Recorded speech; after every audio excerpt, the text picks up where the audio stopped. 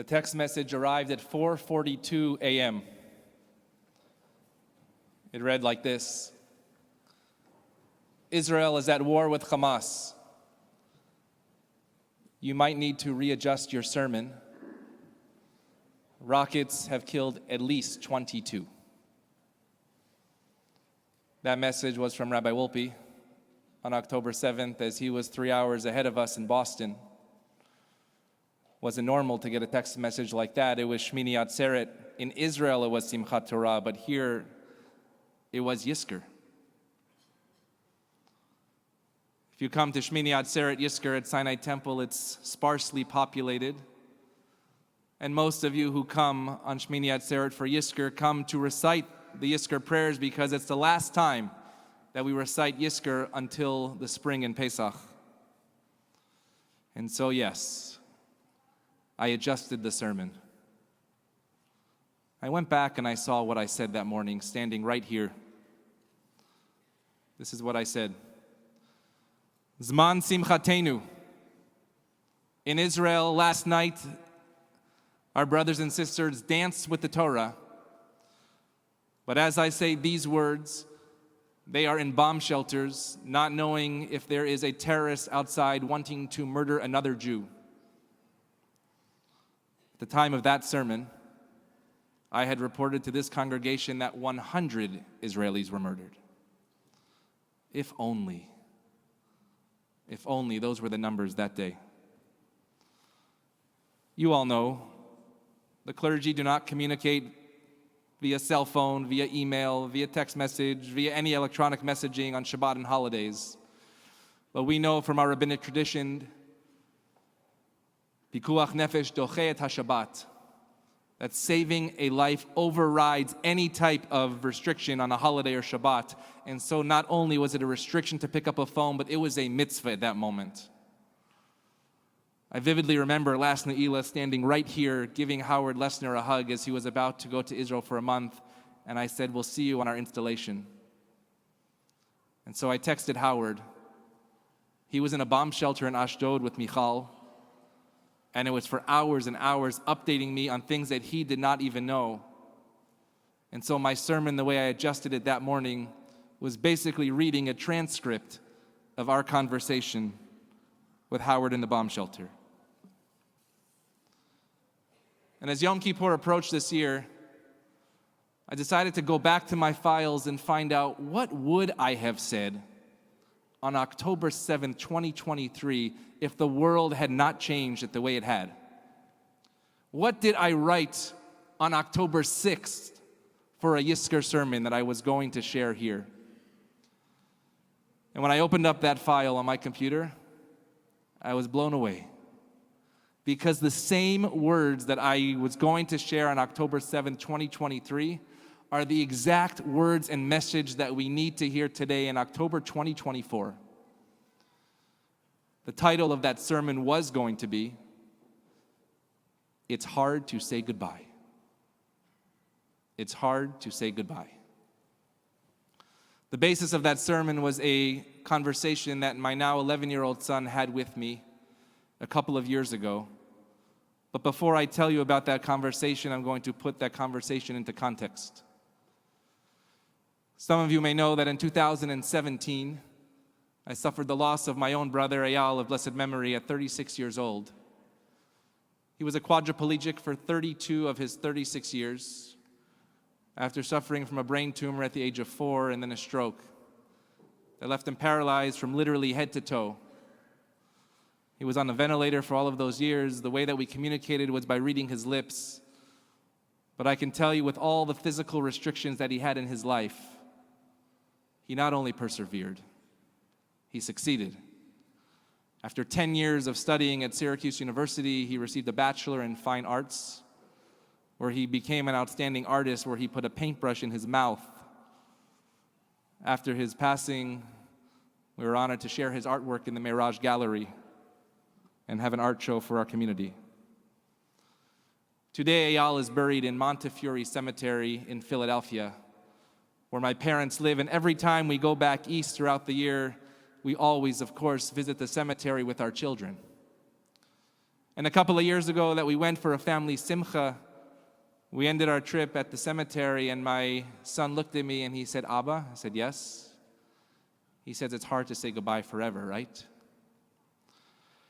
I didn't have an answer for him as a rabbi, and I didn't have an answer for him as a father. I know that it's hard to say goodbye, not only forever, but temporarily. It's hard to drop off our child at a birthday party, the first day of preschool, at a college dorm room. When you think about what Jews are not good at, it's saying goodbye.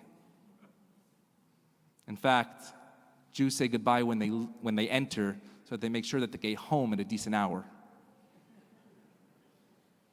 But then I began to think, how do we say goodbye forever as Jews?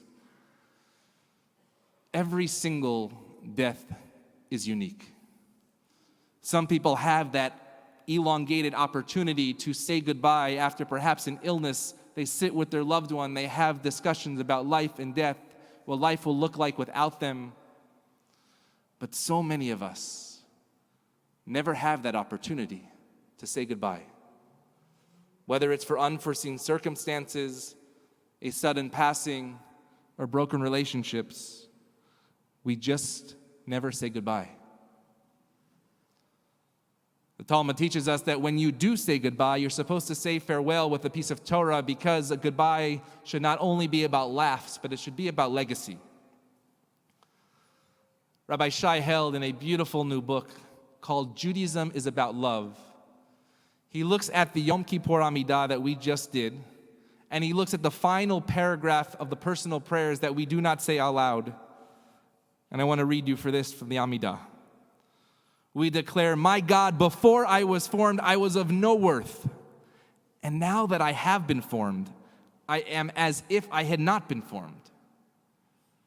It goes on to say, "I am but dust in my life, all the more so after I die." Rabbi Held said, this is a futile question, because what exactly then is our purpose on this earth? And to answer, Rabbi Held gives a beautiful interpretation of this Amidah from Rav Kook, the first chief Ashkenazic rabbi of the state of Israel. Rav Kook teaches that before we were born, there was nothing in the world that needed us. If I was needed, then I would have been created. But since we have been created, we must find that purpose to fulfill in our lifetime. In other words, when we come to Yom Kippur to beat our chest and to confess, that might be your motivation. But the real motivation for Yom Kippur is to recognize the worth of our life on this earth. And in this moment, it's also to recognize the purpose of those who have passed before us, because we know that we would have been different people without them in our life. And while we might not be good at saying goodbye, we Jews are very good at remembering. And when we remember, we never say goodbye at all. Remembering is both collective and remembering is individual. And this year we have gone through collective mourning and we have gone through personal loss. For how is it as a people that for thousands of years, when you raise up the Kiddush cup on a holiday or Shabbat, we say Ziegler Yetziat Mitzrayim, the cantor just saying in Yismechu Ziegler L'Maaseh V'Reishit, that we remember the creation of the world, we remember the exodus of Egypt, as if we were there, as if you saw me there. But we know that we are told to retell over and over again, because when we do, it does become part of us. Much has been taught about the science of memory. But psychologists focus on one idea of memory called episodic memory that I want to share with you today. For while many of us understand that memory is the idea of learning facts that have happened in our lives, episodic memory is the idea that you can retrieve and you can recall a memory in order to shape your future. Episodic memory allows us to find our own place in this world. Facts simply describe the present, but memory Memory shapes the future. Having memory is one thing, but using memory is a completely different story. You see, when we forget things, we think that we've just lost a memory from our head, but not according to episodic memory. When you forget things, you are just simply forgetting the cue to get that memory back into your mind. And that is what Yizkor does. It cues us to retrieve those memories so that we do not have to say goodbye forever. We know Yizkor is not only recited today, but 4 times a year. Right now, we wear white to literally wear the shrouds that we rehearse our own death. But in a couple of weeks on Sukkot, we say Yizkor to remember the fragility of life, on Pesach to remember our collective experience, and on Shavuot to remember the revelation of the Torah. And each of the Yizkor words are the same, but the time of year is different, so that we can use our episodic memory to retrieve another piece of our past to inform our future. Because Yizkor is not about the past itself, but it's about how the past informs tomorrow. In May, I had the opportunity to visit Israel post-October 7th. It was on an unbelievable JNF USA mission. And during that trip, I took a couple of hours by myself to visit Mount Herzl, a military cemetery in Jerusalem. Because every single Shabbat, including last night, we have read the names of the Israeli soldiers, young men and women, who have given their lives and sacrificed their lives for the people of Israel and all Jews around the world. And I thought, if we do that every week from thousands of miles away, then I needed to pay respects to those freshly dug graves in Jerusalem. And so I went there that Friday morning in May, not knowing what to expect, and I walked. It was very quiet, and there was a young man, and I went over to him and I asked him who he was paying his respects to. He said his name is Eitan Applebaum, and he's 21 years old, and he is a lone soldier from Chile. And he said he was visiting his commander, Amir Lavi, and his best friend, Tal Levy, who were killed on October 7th when Hamas attacked their army base in Sufa. I told him that I was a rabbi and I was visiting from Los Angeles. And Eitan looked at me and he said, "I am so lucky." I said, "Eitan, we're standing in Har Herzl. It's a cemetery.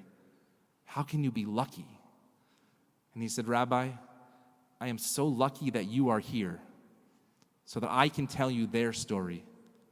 And so maybe one day you'll tell their story to somebody else." Lucky. I've never thought about Yizkor that way, but it's true. We are fortunate to literally sit in a sacred space like this sanctuary to remember personal loss that will cue our episodic memory to create the meaning of tomorrow, with the knowledge that one day, like Eitan told me, one day maybe somebody will do that for us too. And the idea of episodic memory, it doesn't just begin and end with Yizkor, but every wedding that I officiate or bar and bat mitzvah, I always tell the families and some of you, let's make it personal. Which talit will you stand under the chuppah? Which kiddush cup will you hold?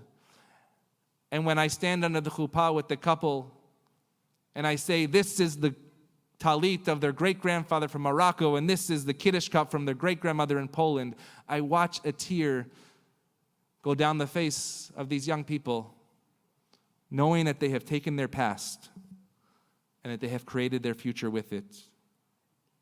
How many baby namings or brises have you been to this year where they are named after people they do not know because it's them?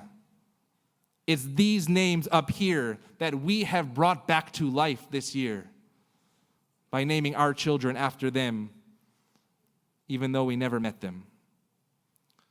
We are lucky to sit here and recite the Yizkor, to take time to cue those memories so that we will never, never say goodbye. Sitting on my messy desk, I have this pamphlet here. This pamphlet says, Happy Father's Day, June 17, 2018. It's from my daughter, and it was given to me during the year that I was saying Kaddish. I want to read you. It's a short book. She was in kindergarten. It says, "This is my dad, Erez Sherman." The next page says, "My dad loves," and my daughter wrote, "playing the piano," and I thought, wow, she really knows who I am. On the next page, it said, "My dad's favorite food is," and she drew a slice of pizza, and I thought, I taught her well. But the last page, "My dad is really good at." It's a picture of me.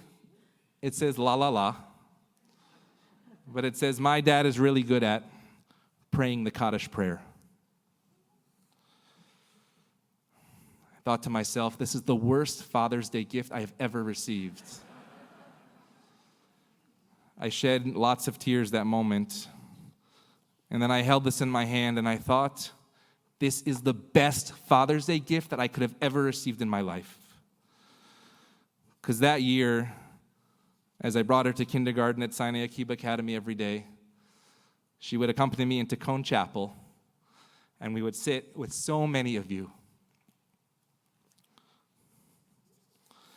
We would sit as we would recite the Kaddish, Yitkadal v'Yikadash. May God's name be magnified and great.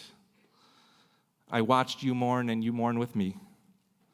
For what more could I have ever asked for than this? To give me what I was always trying to give her. The gift how our tradition never says goodbye. Fast forward a couple of years, she's about to be a bat mitzvah, and you're all invited.